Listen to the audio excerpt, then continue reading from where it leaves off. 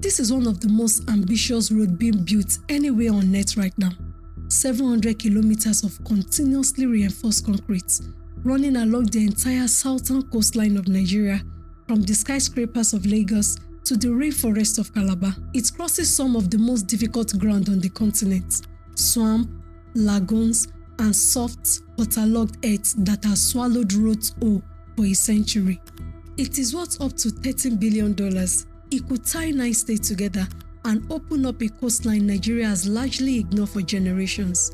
And here is the remarkable part. Nigeria has been trying to build this road for 70 years. 6 administrations drew it, promised it, and failed to deliver a single kilometer. Today, the first stretch is open. Drivers are on it. International banks have committed nearly $2 billion to keep it going. And when the first loan was raised, lenders actually offered more money than the project asked for.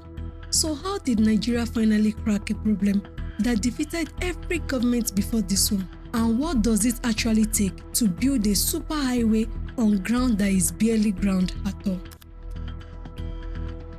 To understand why this road matters so much, you have to understand how long Nigeria has wanted it. As far back as 1950s, Festus Okotie-Eboh, Nigeria's finance minister around the time of independence, imagined a network of roads and railway linking the country coastline. The idea was simple: move goods faster and stitch a young nation together. That dream never got built, but it never died either. Under President Olusegun, in the early 2000s, one piece finally became reality: the East-West Road through the oil-rich Niger Delta. But that was as far as it went. Under President Umaru Yar'Adua, the coastal route was folded into a peace plan for the Delta. After he died in office, it stalled. Under President Goodluck Jonathan, it came back as something even bigger: a 1,400-kilometer coastal railway backed by Chinese financing. That collapsed too. President Muhammadu Buhari tried to revive it. It expired without a single kilometer lead. 6 administrations, 7 decades, and through all of it, the idea survived, waiting for a government willing to actually break ground. In 2023, it found one. Bola Tinubu, Nigeria president and a former 2-term governor of Lagos, had backed the coastal highway idea for years. Now, with the full weight of the federal government behind it, it gave the order. We will do this road. We are determined to do it. The way we are going, we have a road that we outlive all of us here present. That is how to build the future.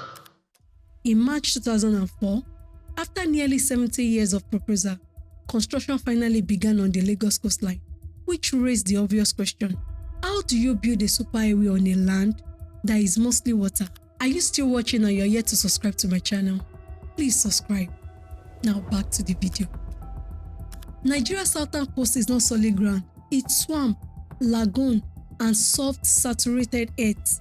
Exactly the kind of terrain that has destroyed roads across West Africa for decades. So in parts of Lagos, engineers had to dig more than 20 meters down, deeper than a 6-story building height, just to reach soil stable enough to carry a highway. According to the minister overseeing the project, the work pushed the limit of what was possible, and the road itself is unusual. There is no asphalt here. The entire surface is continuously reinforced concrete, a stronger, more expensive material chosen to survive the heat and heavy rain and the flooding of Nigeria coast for decades with minimal maintenance. It is the kind of specification you normally see on the world's most heavily engineered motorways, but the boldest decision is hiding in the middle of the corridor. The designer left a wide central reservation empty, deliberately, for a future railway. The long-term vision is a simple coastal spine where car, trucks, and train all move together from Lagos to Calabar. And this is not a rendering anymore. The first section, around 47 kilometers through Lagos, is largely built, and parts of it are already open. Drivers who once crawled through some of the worst gridlock on the continent now move along smooth concrete beside the Atlantic.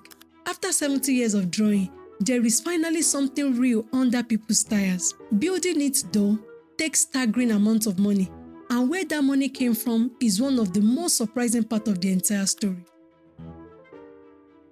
Mega projects in this part of the world usually live or die on one question: will serious global lender actually show up? The funding structure works like this. The Nigerian government covers around 30% of the cost. The remaining 70% has to be raised from international financiers. Deutsche Bank, one of Europe's largest banks, led a group of international lenders in a $747 million loan for the first stretch of the road. Nigeria's finance minister called it the largest loan of its kind ever arranged for a Nigerian road, and demand was so strong that the deal was oversubscribed. The bank offered more money than the project needed. Then, in December 2025, came a second wave, over $1.1 billion, backed by the First Abu Dhabi Bank and the Afrexim Bank, the African trade lender. For the government, this is the strongest proof of the project's credibility. Global banks do not commit billions to road they believe will fail, and they certainly do not offer extra. It is what's being precise about what that proves, though. Alone tells you lenders believe the road is bankable, that it will be finished, and that it will be repaid. It is a judgment about the project's future, not a verdict on everything around it. And around this project, there is genuine controversy, which any honest telling of this story has to include. Before the railway could rise, building had to come down. On the 30th of April 2024, bulldozers arrived at the Oniru waterfront in Lagos. Their first major target was Landmark Beach, a $200 million resort with hotels, boulevard, and more than 80 businesses employing thousands of people. The government position was that the corridor had been reserved for a road years earlier. On paper, that land should have been empty. Landmark's founder saw it very differently. In one line that spread across Nigeria, he said, "What was built in 6 years was demolished in 6 hours." By the end of 2024, around 750 structures had been cleared along the first 100 kilometers in Lagos alone. The government set aside 18 billion naira in compensation. Many affected residents said it fell short of what they lost. In the fishing community of Okwaja, the residents discovered homes marked for demolition that were never on the official route, including the local chief palace. They organized, they pushed back, and they won. The government changed the route. Then there is the contract itself. The highway is being built by High-Tech Construction, a firm behind Eco Atlantic, the new city rising from land reclaimed out of the ocean, which we've covered on this channel. High-Tech is part of Shagori Group, one of Nigeria's most powerful business empire, founded by the Lebanese-Nigerian billionaire Gilbert Shagori. The contract was awarded without open competitive bidding, and critics, including opposition leader and Transparency International Nigeria chapter, argued that a deal this size should never have been awarded this way. The government rejected any suggestion of wrongdoing. David Umahi, Nigerian Minister of Works and the project's loudest defender, says High-Tech was chosen on track record alone, pointing to Eco Atlantic and Banana Island as the proof the firm can build what others cannot, and that the law allows restricted contracts in special cases. And further is, conservationists have raised a different alarm. The route heads towards the Niger Delta, near Edumanom Forest in Bayelsa State, one of the last places in Nigeria where white chimpanzees survive, and home to the critical endangered Niger Delta red Columbus monkey. The environmental study for the first stretch was published only after demolitions had already begun, and it did not cover Edumanom at all. The minister insists a proper assessment was carried out, made public and independently reviewed, and that international lender would never have funded the road without it. These questions are real, they are unresolved, and they will follow this project all the way to Calabar. The full money and the contract story deserve its own investigation, and it will get one. But the road is not waiting for the argument to finish, and in July 2026, it faces the biggest test yet. In July 2026, right now, as this road is still being finished, heavy rain swept across Lagos, and the larger part of the city went underwater. Many residents point at the new highway. That tough, continuous concrete surface, they argued, was trapping floodwater with nowhere to go. The government response was fast and public. The minister personally walked the flooded corridor with lawmakers and environmental officials and insisted the road was not the cause, blaming blocked drains, illegal dumping, and years of poor city planning. The highway, he argued, was actually designed to reduce flooding. The coastal highway has helped to, evacuate flooding, waters, in Lagos State. Not create it. And then the government went further.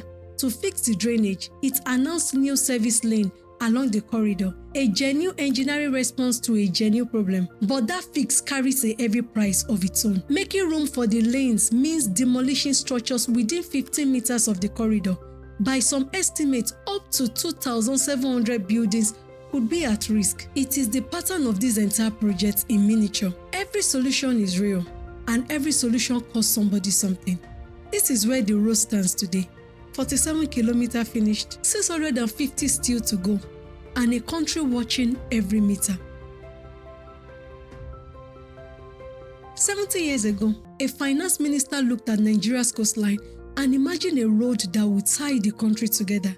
6 governments tried, 6 governments failed. This one is building it. Whatever else is true about the Lagos Calabar Coastal Highway, and plenty is still being argued over, the concrete is real, the excavations are real, the $2 billion of international finance is real, and for the first time in Nigeria history, you can drive along the Atlantic on a road that generations were told would never exist. If it reaches Calabar, it will rank among the great infrastructure achievements on Africa continent, a spine of concrete connecting 9 states, tens of millions of people, and an economy that has been waiting decades for it. And this road is not alone. The same company is now building a second superhighway, the Sokoto-Badagry, across the other half of the country. We will keep watching and bring more updates about this project. If you want to come along, subscribe to this channel and tell me in the comment section, will the road reach Calabar? Thank you for watching.